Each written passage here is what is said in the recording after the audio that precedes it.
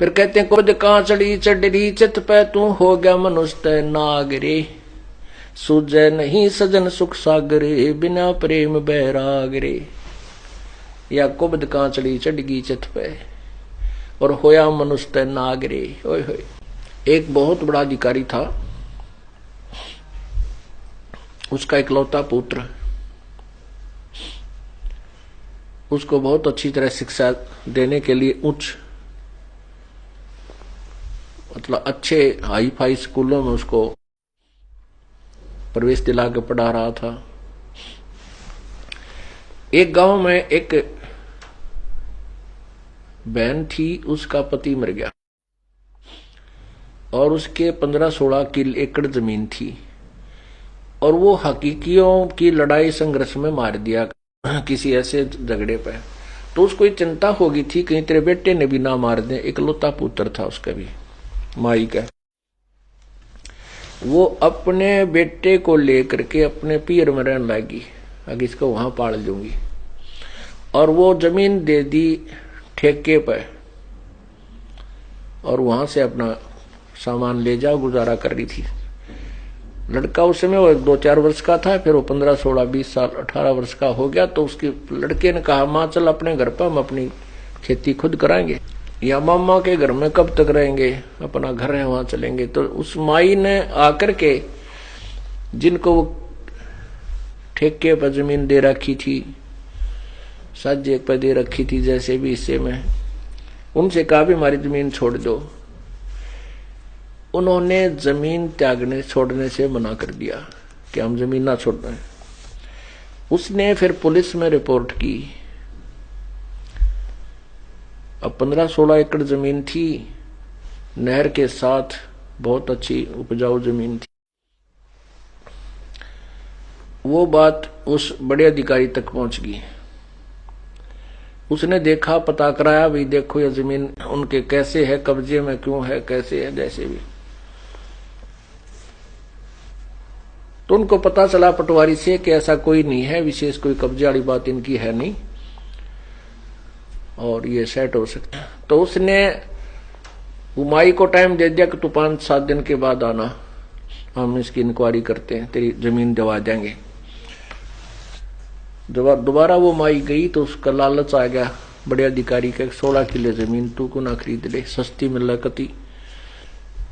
उन जो जमीन बोया करते थे उन मुजारों को तो उसने धमका दिया। वो तो कहने लगे, जी जो तुम कहोगे हम ऐसे कर देंगे, हमने छोड़ देंगे हम इसकी जमीन को। उधर से उस माई को कह दिया कि वो नहीं छूट सकती तेरी जमीन नहीं छूट सकती, उनके कब्जा हो गया है, उनका तो नाम गवाही चल रही है, ऐसे उगाही चल रही है, ऐसे ऐसे बता दिया। वो माई लागी रोन बुरी तरह। क्या होगा, ने बोला तने कुछ थोड़े बहुत पैसे चाहिए तो दिला दूंगा मैं। तो वह कई लाखों की जमीन थी, 10-20 हजार में माई पे ले ली। उस माई को दे दी, उसके अंगूठे दस्ते करवा के अपने नाम करो, अपने मतलब पत्नी का जैसे भी अपने कब्जे में उसने कर। अब बुढ़िया रोती हुई चली गई। क्या करे, जब यहाँ का सुप्रीम जब सबसे बड़ा अधिकारी जवाब दे तो फिर कहां जाए इंसान। अब बुढ़िया अपना लेके 10-20 हजार रुपये 15-16 किला के 20 पहले ऐसा सस्ता समय था, उसने अपना किता और गुजारा कर लिया, बेचारी ने दुख सुख पाई।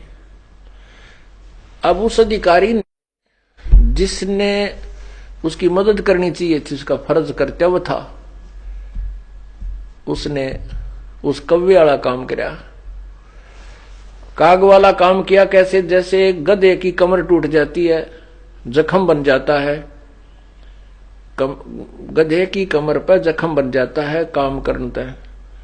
और उस कौवा क्या करता है, उस जख्म के ऊपर, जिंदे के जख्म के ऊपर चोंच मार के मांस खाता है, उसको अधिक दुखी करता।